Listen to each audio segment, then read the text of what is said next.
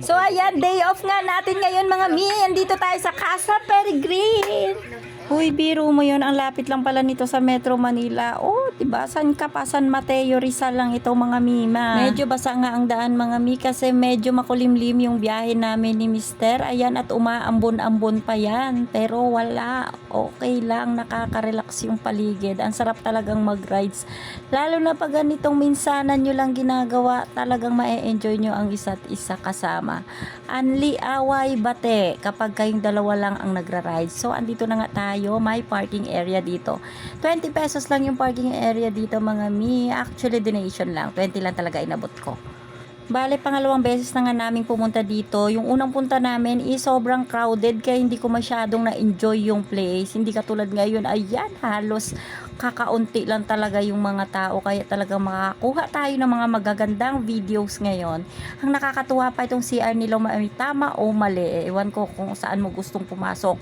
Kung babae ka, edi dun ka sa tama. Dahil lagi naman tayong tama. Grabe, sobrang breathtaking talaga ng view dito mga mima. O ayan, di ba kitang-kita mo yung bundok, yung ilog na napakatahimik habang medyo umaambon. So wala nga masyadong tao mga mi. So only picture kami dito ni Mister nang walang pila. Dati kasi may pila, bawat site may pila dito sa pagpapapicture. Meron din naman mga tao dito na nag-aalok sila na sila yung magpa-picture. In fairness, yung kumuha sa amin, ang galing ha. Tip lang yun, binigyan ko lang ng 50 pesos. Ayun, masayang masaya na si kuya.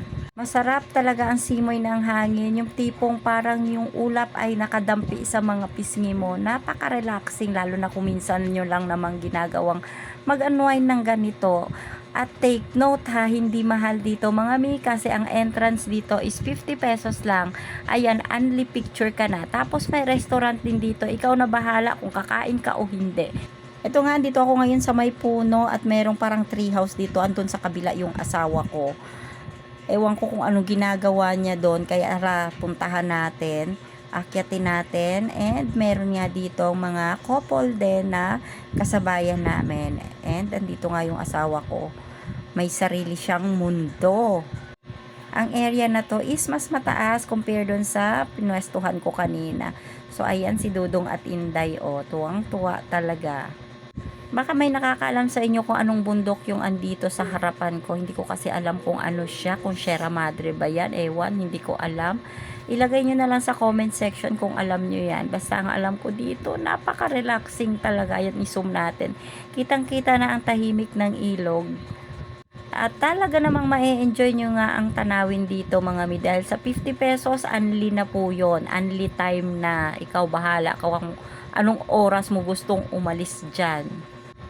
Kung nagsawa ka na nga dyan sa taas, pwede kang bumaba dito banda at meron kang makikita dito ang iba't ibang klaseng mga view. Katulad nito, pwede kang mag-picture dito, doon, and ito, may mga isda rin. Kaya, ma-enjoy mo talaga at meron pang grotto dyan.